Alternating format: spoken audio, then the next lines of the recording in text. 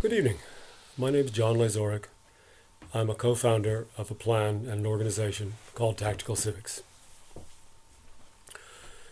The world is looking pretty crazy tonight, depending, of course, on exactly where you look. I look at the trees and plants putting out their leaves, at the cows enjoying the new grass, at the tadpoles in the pond, at the soft, dark soil in the gardens that my sons and I are preparing for the seeds, at the birds carrying worms to their nestlings, at the sun and the rain, and I see the world humming along to the music of God's laws. Looking at the human world, not so much.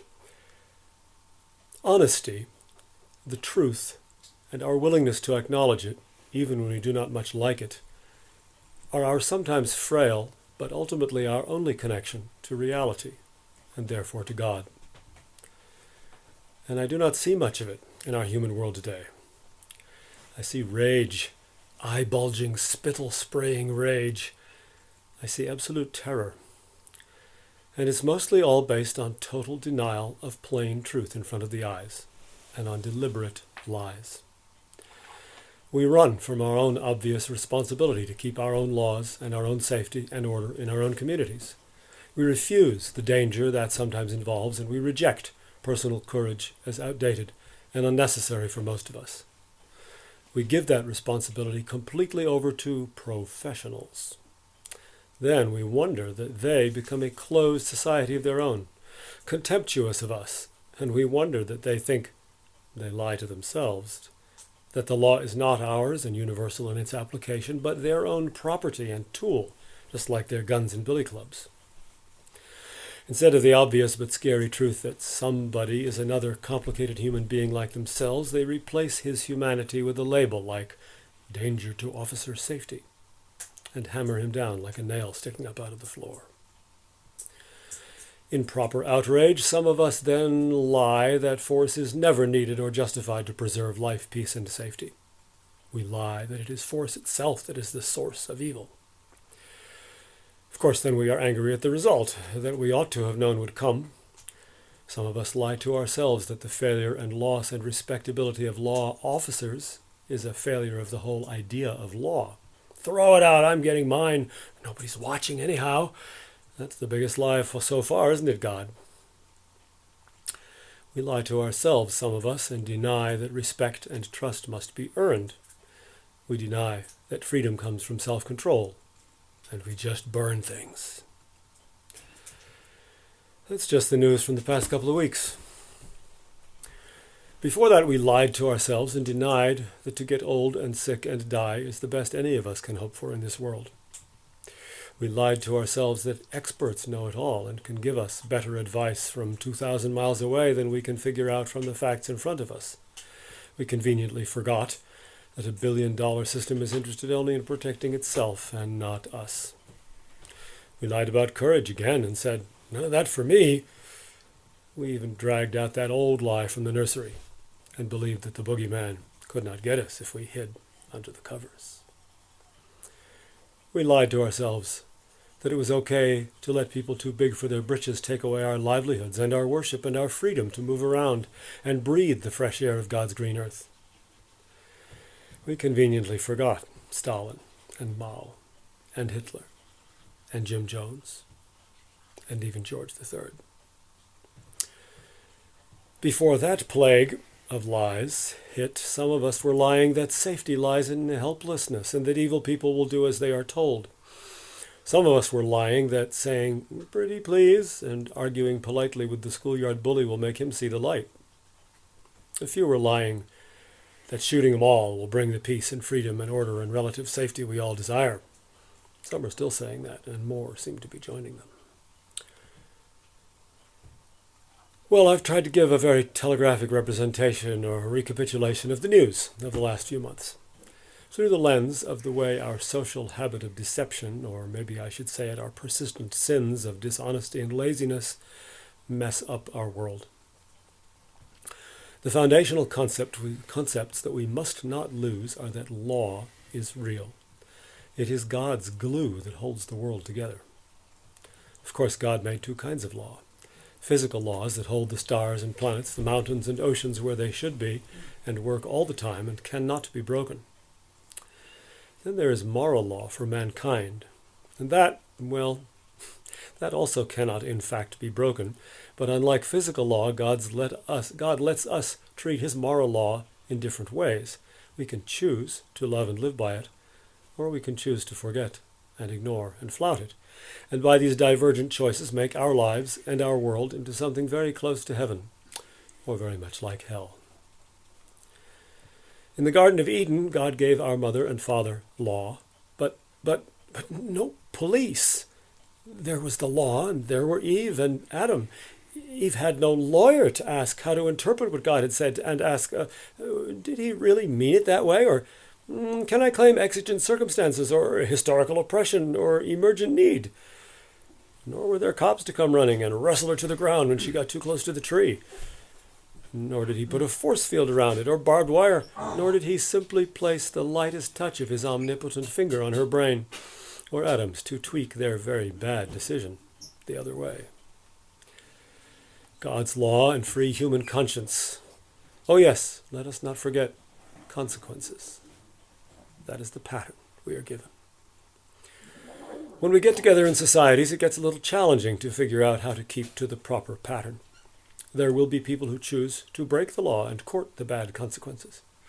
But out of respect for the God-given rights of the law followers, we want to restrict the bad consequences as far as possible to those who willfully earn them. So we make and enforce human law conformable to God's. We recognize that if you put yourself outside the restraint of God's law, you have also put yourself outside its protection. So we can use force against the lawbreakers. But if we are, here it comes again, honest, we know that we are on shaky ground, applying even God's law to anyone but ourselves, so we hedge our use of force against lawbreakers around with plenty of restrictions, lest we ourselves also cross that line. But the point that I do not want to stray from is that law is most fundamentally an intimately individual matter, a matter of conscience. It is not fundamentally a corporate matter, a matter for some specialist, not a commodity to be bought in from the lowest bidder. Most of us know the lesson from the Bible tale of the mugging victim and the Samaritan traveler.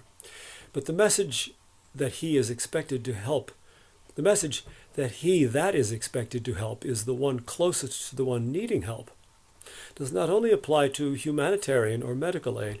Not only did the Samaritan not dial 911 on his cell phone, he did not walk onto the inn before asking them to send someone back after the injured man. He did the service, what in Hebrew would be called the mitzvah, that God set before him to do himself. It is these godly principles that our founders designed into the fundamental law of our republic, and it is only the application of them that can pull us back from the abyss that seems to yawn before us. So let us go back to our first news snippet.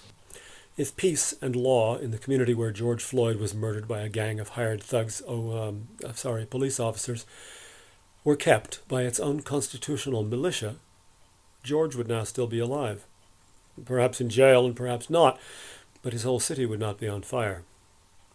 Militia is all of us, in practice at least most of us, and if the storekeeper where George may or may not have tried to pass a more bogus than usual $20 bill had recognized that the law was his property, not something he had to order in like a pizza, he himself, with the help if necessary of another militia member or two passing by, would have known by the evidence of their own eyes whether there was a problem, and if so, stopped it right there.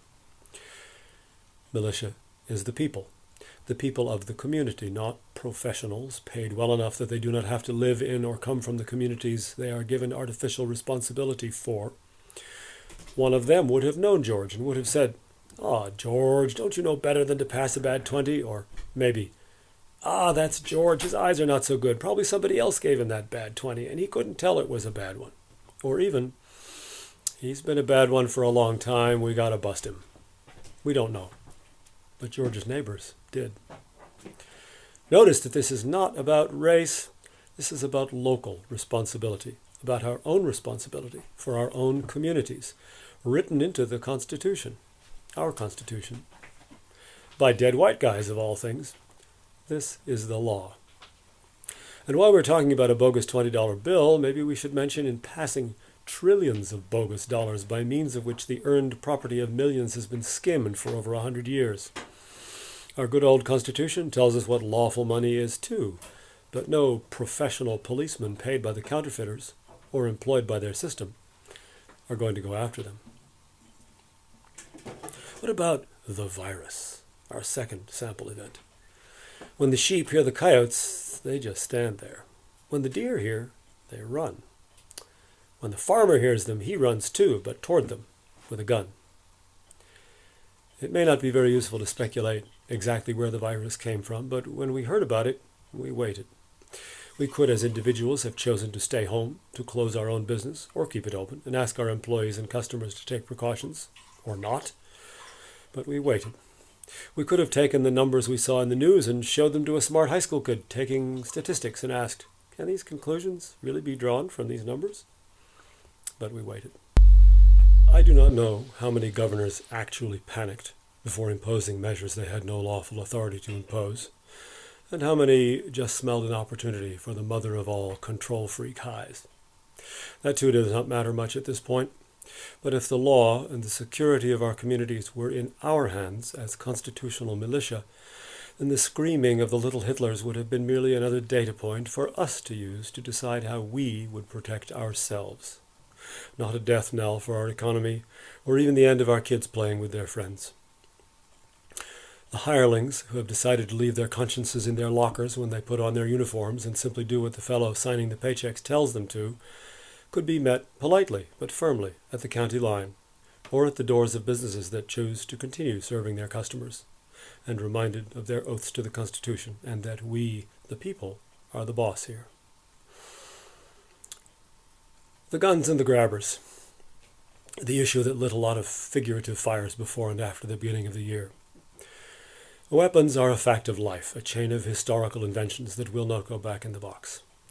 We are not told what implement Cain used to commit the first murder, but people of ill will do ill, and good people good.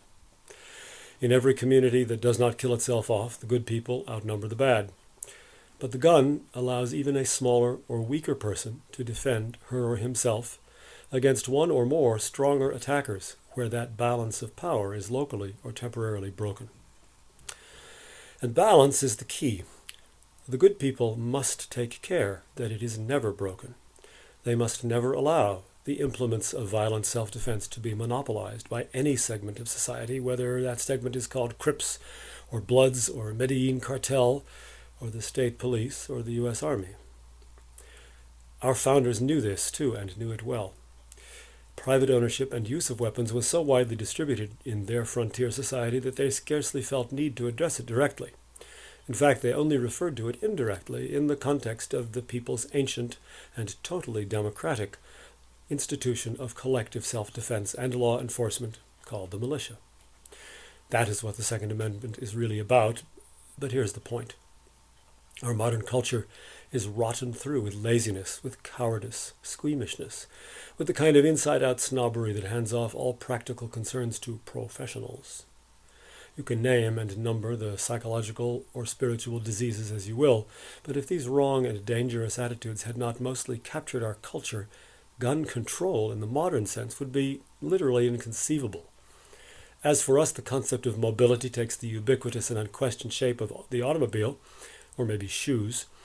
The shape of peace and safety from violence would be the gun in every closet and on a lot of hips. It would be the drills we all would be participating in on weekends. Somebody take them away from us? What? Why?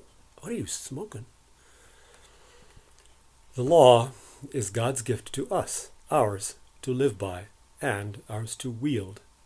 Our lives and communities are His gifts too, and ours to defend together. That is the at-home message of our Constitution, and the animating spirit of tactical civics. Most of you listening probably know what comes next.